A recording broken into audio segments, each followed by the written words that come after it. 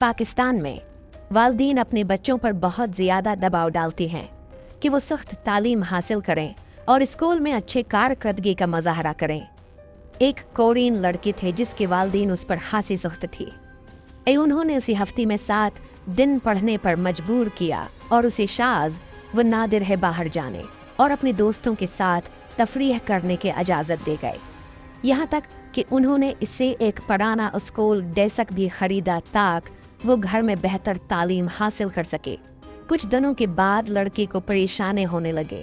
ऐसा नहीं था कि वो जिन मज़ामीन का मुताला कर रही थे वो मुश्किल थी, बल्कि यह हकीकत थी कि जब भी वो अपनी मेज़ पर चंद मिनट से ज़्यादा बैठती थे तो उसकी कमर में दर्द होने लगता था।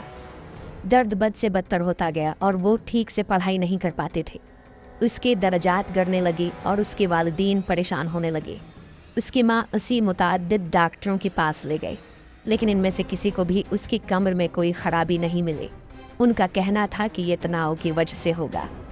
अजीब बात यह थी कि लड़के स्कूल में होते हुए बगैर किसी परेशानी के पढ़ सकते थे, लेकिन जैसे ही घर आकर अपनी मेज़ पर बैठी तो उसे कमर में शदीद दर्द होने लगा।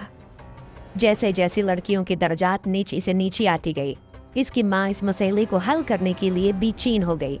यहाँ तक कि उसने उस उम्मीद पर नफ्सियात और किस्मत का हाल बताने वालों से मशवरा करना शुरू कर दिया कि वो उसकी बेटी की बीमारी का इलाज तलाश कर सकेंगे। बदकिस्मती से इनमें से कोई भी मदद नहीं कर सका। ताहम एक दिन वालिदा अपनी एक सहेली से बात कर रही थी। औरत ने मशवरा दिया कि उसका लड़की की करेंसी से कोई ताल्लुक हो सकता है। उसने माँ से कहा कि वो मेज़ पर बैठी अपनी बेटी की तस्वीर खींच ले। इस रात माँ घर गई और अलमारी से अपना कैमरा निकाला। लड़की उस स्कूल की मेज़ पर बैठ गई और माँ ने तस्वीर खींची। तस्वीर पर नज़र पड़े तो वो घबरा गई। उसकी बेटी उस स्कूल की मेज़ पर बैठी थी, लेकिन उसके ऊपर इसके एक और लड़की थी जो फंदी से गले में लटक रही थी। बहुत लड़की शिद्दत से बेटे के कंधों पर पाँव रखने की कोशिश कर रही थी। अगली सुबह माँ उस स्कूल गई जहाँ उसने डेस्क खरीदा था और उस स्कूल के प्रिंसिपल से पूछ-गुछ की।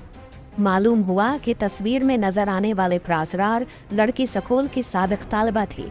वो लड़की थी जो पहले उस मेज़ पर बैठी थी। वो स्कूल के दबाव को संभाल नहीं पाई थी और उसने कुछ साल पहले खुद को क्लास रूम में लटका लिया था।